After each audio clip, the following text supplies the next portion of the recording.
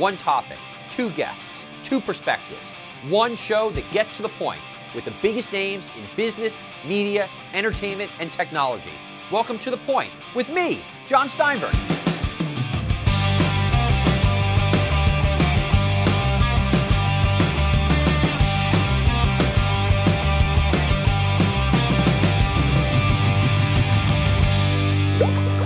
We're living in the fake news era, where tweets determine policy, platforms influence elections, and algorithms decide what you see and hear. My guests are two young journalists who say social media is an essential part of their jobs. Lauren Duca is a political columnist who currently writes a column called Thigh-High Politics for Teen Vogue. In 2016, she wrote an essay called Donald Trump is Gaslighting America. It went mega viral and doubled her Twitter following, adding more fans and haters every day.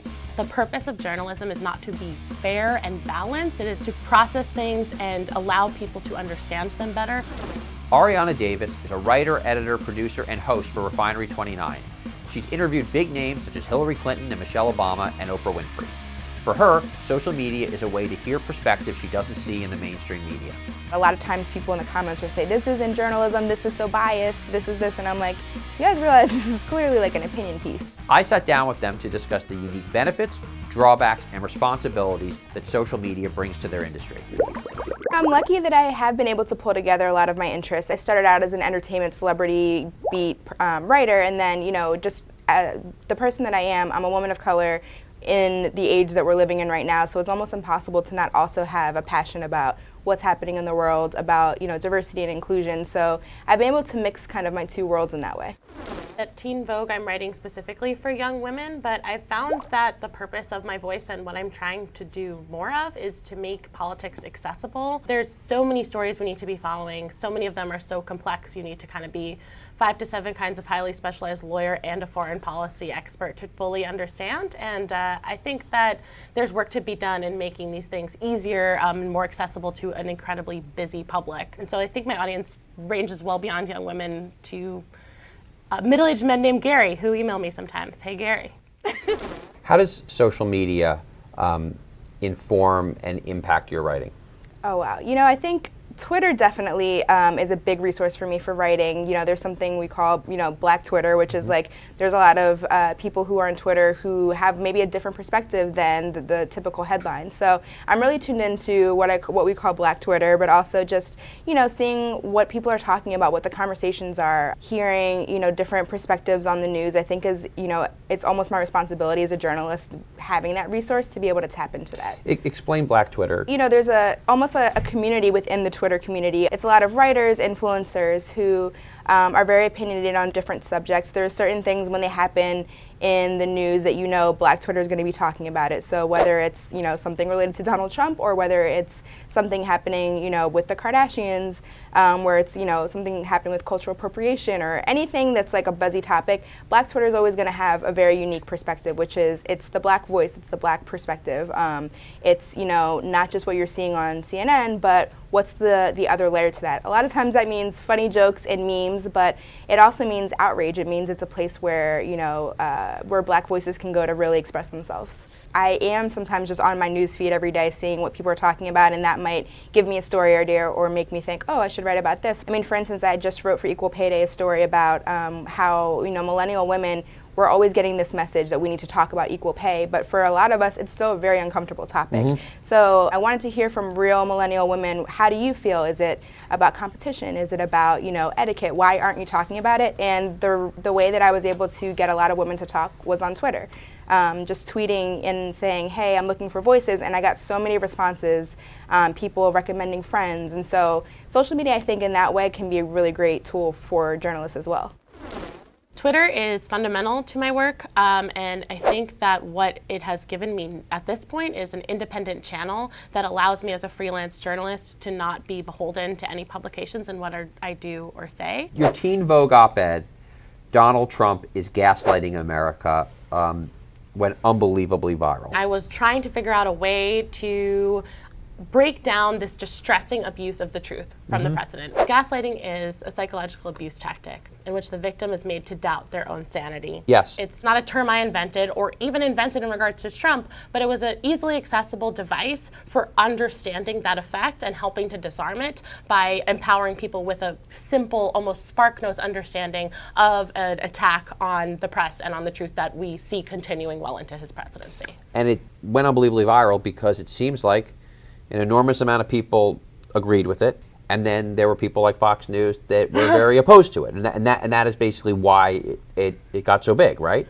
Well, I think that there was some shock that it came from Teen Vogue. I think that that's a huge reason that it blew up. It sort of began this larger dialogue around, do young women care about politics, which is truly, truly absurd. And it shows how far we've gotten away from being able to talk about politics in a currency of our life interests, of personal stories, of pop culture. How did the election change your focus? I think the election was definitely just a reality check for so many people, but for me in particular, I think it really showed me the country is even more complicated than I thought that it was. Some of the stories I was writing, I was getting a lot more hate, a lot more trolling, a lot more negative comments, and so it just kind of reminded me, I think that the country is a lot more divided than we thought, and that starting the conversation is the first place to start. Coming up, does social media create the illusion that everyone agrees with you? Our guests weigh in on social media bubbles. I think that the algorithms scare the crap out of me.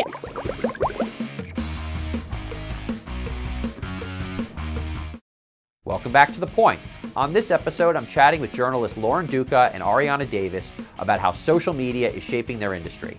I asked them if filters are drowning out opposing viewpoints and what responsibility journalists have to fight for balance. Do you think that there's a filter bubble that exists particularly in Facebook, where Facebook shows people the stuff that they agree with because they know people like to have their views reinforced as opposed to contradicted?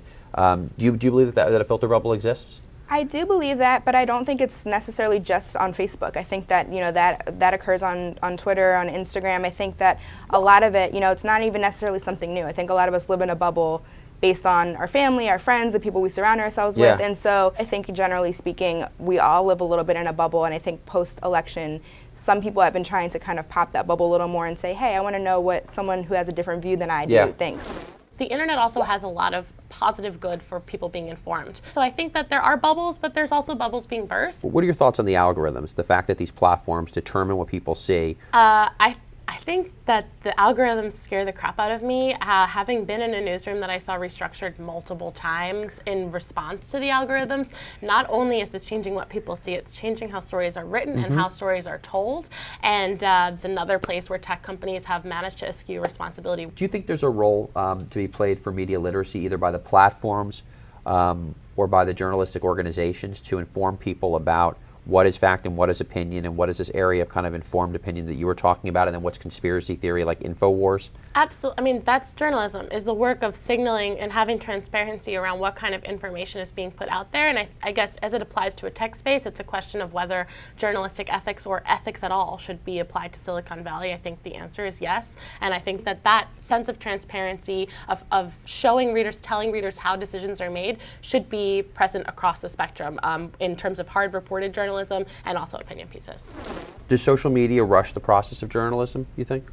Oh, yeah, for sure. We're all trying to be the first to publish something. We're all trying to get ahead of things. There's definitely a lot more pressure than there used to be, even more so on deadlines. And so I think that, the process does get a lot rushed, and I do wish sometimes that we had more time to really sit with the story, to do that final phone call or final interview to check something. But at least me as a writer, I still try to make sure that I do my due diligence and I still remain, kind of keep my journalistic integrity intact. And at the end of the day, what's more important is a quality story versus getting it up first. I think there's been a huge failing of how the public understands journalism, and that is journalism's biggest flaw right now. We haven't adequately communicated to the public as an industry that the purpose of journalism is to empower citizens with information. It is not to divide the truth into a math equation. It is not to be fair and balanced. It is to process things and allow people to understand them better, and to allow that fundamental step one of participatory citizenship in our democracy, which is to have a full picture of information and understanding of what is going on in a political space. Do you think there's more pressure in today's climate and media competition ecosystem to be partisan in order to attract audience and obtain engagement? I think that there is more pressure. I wouldn't say partisan necessarily, but I think that there's more pressure for media outlets to take a stand. I think where it gets dangerous is, doing things just for ratings, because, at the end of the day, I think the average viewer or the average reader doesn't know how to differentiate some of those. So I think it's important for, for journalists and for media outlets to remember that too, that, we do have a responsibility to the American people in a way. Do you think viewers can differentiate between opinion shows and anchored news shows on these networks? I don't think as much as we think, and I sometimes see that even on refineryandart.com in some of the pieces I've written that are very clearly opinion pieces, that are very clearly I'm writing from the first person perspective. My title says, senior writer, and I'm writing a very opinionated piece, but a lot of times people in the comments will say, this isn't journalism, this is so biased, this is this, and I'm like, you guys realize this is clearly like an opinion piece. So I think that, sometimes that line can be a little bit blurred. I think even more so on TV, I think the average viewer may not really realize what's the difference between this commentator's opinion and the facts. People who want a truer, more equitable democracy versus the people who apparently don't right now, there is this intense policing of perfectionism, of perfect expression of thought, and it is having a handcuffing effect. My friend, the comedian Akila Hughes, put it this way: you're telling me that pennies aren't real and the person who's robbing the bank is getting away. There is a purity checking within the fight for equality, for a better, healthier world. Yes. And then on the other side, in terms of Trump supporters, frankly, there is a disavowal of decency and of basic morals, and meanwhile a lack of progress is being made in a progressive space because people who are making sometimes mistakes are being judged on their intent and being attacked and hung in effigy within 30 seconds of posting a tweet, and I do think that is dangerous. Coming up, the more followers you have, the more trolls you have. Our journalists talk about how they deal with online haters. I always find the comment section really interesting because that's the place for me where I see, maybe I am a little bit in my New York media liberal bubble.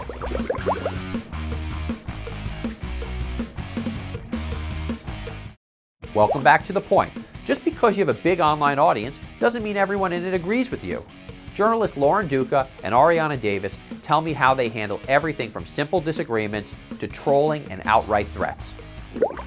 In the wake of this article, you had horrific threats made against you on social media, to your email inbox. What does that make you think about these platforms? I mean, you're still actively using Twitter for the benefit of being a journalist and getting your messaging out there, but didn't it make you want to just shut all this stuff off? Even if I wasn't a journalist, even if I was like a lawyer named Tracy who didn't need Twitter at all, I should be able to communicate. I should be able to participate in a space, that's increasingly becoming the public square. And the amount of harassment that women and any marginalized individual endures in these spaces is squashing voices, and it's awful, and it's horrible, and it's a problem that we've sort of somehow written about as, the internet is this awful, ugly place, and I think that that's an excuse. And the people who build these technologies, who build these platforms, need to be acknowledging that this is a space in which humans exist and interact. And there's sort of been this complete rejection of responsibility, of ethical responsibility, of moral compassion.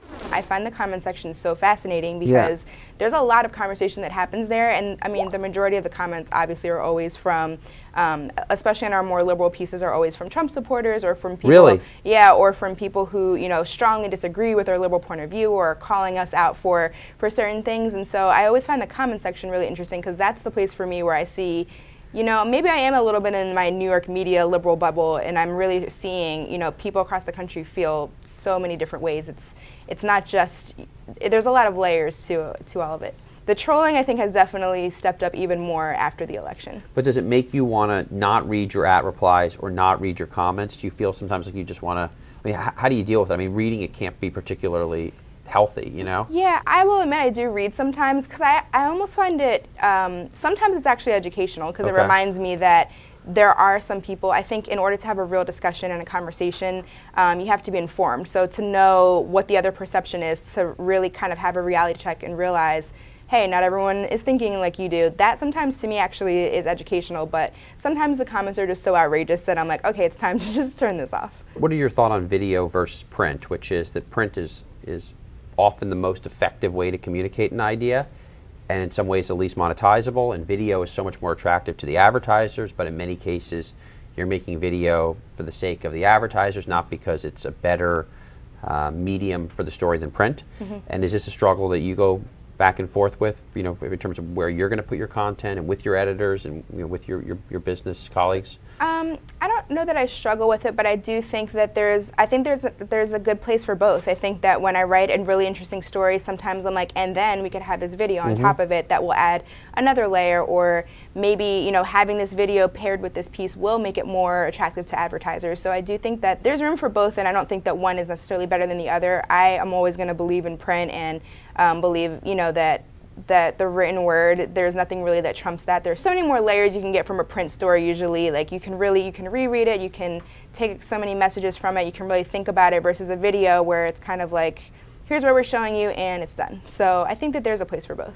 Do you struggle with that tension? Are you going to stick with written word, or do you feel like you might have to pivot into video? I am fundamentally, first and foremost, a writer. That's what I think I'm good at. That's the way my brain works. If I see a way to do that work, to tell those stories in other spaces, I wouldn't shy away from them. But I think on some level that there will always be stories told with the written word, and journalists need to find ways to adapt to the way in which people are sharing things. And I don't think that that always means being more frivolous or shorter or quicker. I think it just means sometimes being more entertaining and accessible and inviting. And I hope to be part of navigating that, because there's definitely been some bad decisions made in the whole pivot to video moment.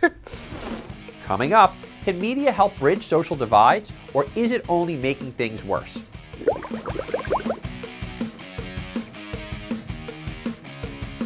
Welcome back to The Point. Journalists Lauren Duca and Arianna Davis tell me what makes them hopeful about the future of their industry. You know, I think it's an exciting time in media right now. I think even when I was first starting out, it was still a little bit more old school. You had to be an assistant for 5 years before you could move up. And now, you know, I think that there's a lot more interesting voices in media right now, people from different perspectives who have something to say, and they now have a platform to say it, versus back in the day where it was like you had to have certain things in your resume in order for your voice to be heard. I think that media is a lot more open, and because everything is online, there's a lot more opportunities for us to hear different perspectives. So that makes me really hopeful for journalism.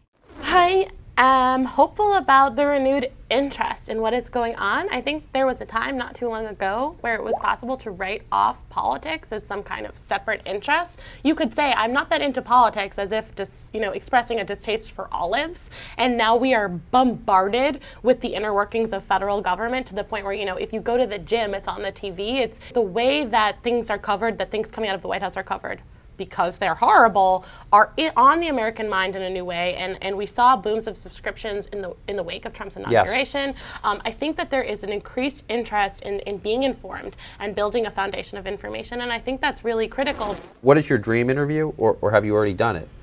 I came close. I just recently interviewed Michelle Obama, but my dream interview would be President Obama. That would be like, yeah, I think, you know, I was a big supporter and follower of Barack Obama before he was president.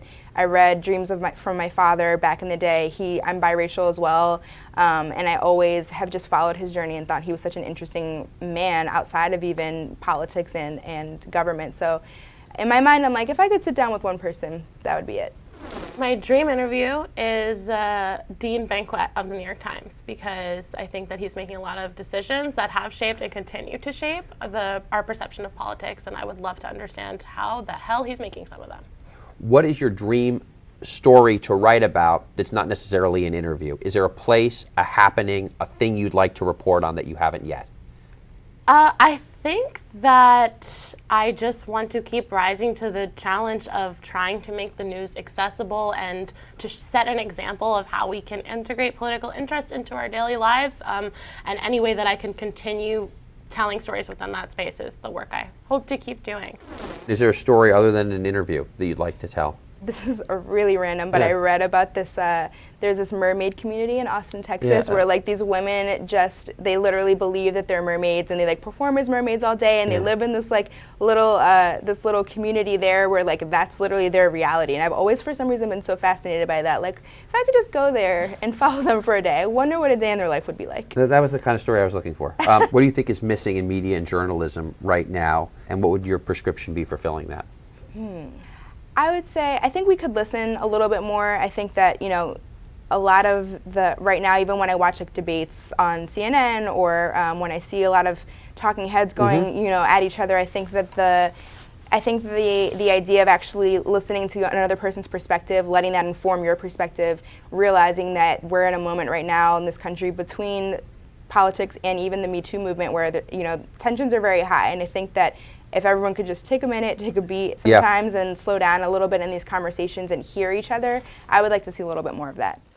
I sometimes think that if you decided in a given day you were going to go to the homepages of 5 reputable news sources that you liked, and maybe you even go to a divergent news source. Maybe you decide, I want to go to Fox News' homepage just to see what they're talking about, but I'm going to go to the Washington Post, the New York Times, CNN, I'm going to read a bunch of stories. I sometimes feel like, Teen Vogue of course, I sometimes feel like that's just a lot healthier than sitting on Twitter and seeing the insanity. That's 1,000,000,000% healthier. That is what all people should be doing. Please, everyone, do that. And I think also the Twitter thing emphasizes this phenomenon of just being pelleted with headlines. Not only does it not allow you to make full sense of the story in context, but it also produces this odd reactive effect that creates fear and around a lack of understanding that we're not actually seeking. It's like, I think if we could all take time away from pretending to know things and go and find them out, the world would be a better place.